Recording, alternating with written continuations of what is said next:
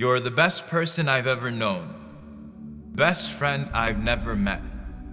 Your sincerity to me is blinding, enough to completely canvas the world with drapes that read respect, honor, love, protect, while creating a window for me to zoom in on the important things, but those are the things that I forget or neglect. I will do better. Your ummah is fine, not because of me or mine or wounds that heal with time, those who would die for $, but because a promise is divine.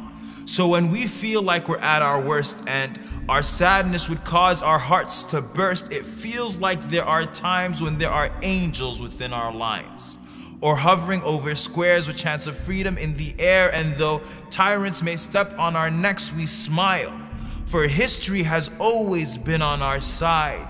Yours is an ummah that simply does not die. I am sorry for my weakness, for every time I've been ashamed of your name and asked someone to call me Mo, for not knowing enough about you to defend you when they drew cartoons or accused you with the most heinous of accusations, for not getting over my distaste of reading and waiting for Hollywood to put you on the big screen so I could know something about you.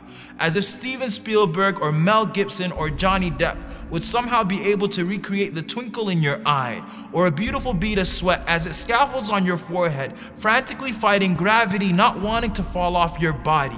I keep thinking of seeing you. And if you would smile at me, the thought gives me goosebumps. You told me to meet you at the pool.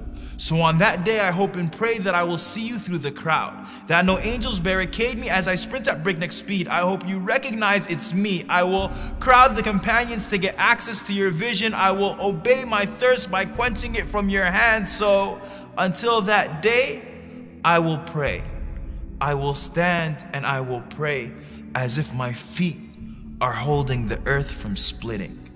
If I make it, I cry at the thought of seeing you. For I know the words that I used to read from books with all too thin pages will do no justice to your voice, your scent, your touch, your face. My messenger of Allah has always existed between the curves and dots of the Arabic alphabet. So Muhammad ibn Abdullah in 3D and whatever other dimensions the hereafter brings with it will be an overboard of senses. I will fall in love with your shadow, and will tell Ali that his description did not do justice. Tell my mother Aisha of how we heard her story of how you passed away between her chin and her chest, over and over and over again. And it made us cry every single time. For we never suffered any disaster that was greater than what we suffered before our souls merged with flesh, of entering an earth that was without you. Does the sky even recognize us anymore? And I will sit in the shade of your smile and will ask you your story directly from your mouth as we sip on salsabil ice cold, and will be terribly embarrassed if you ask me for mine, cause I never did anything right other than loving you. And then, if you let me, I would love for a hug.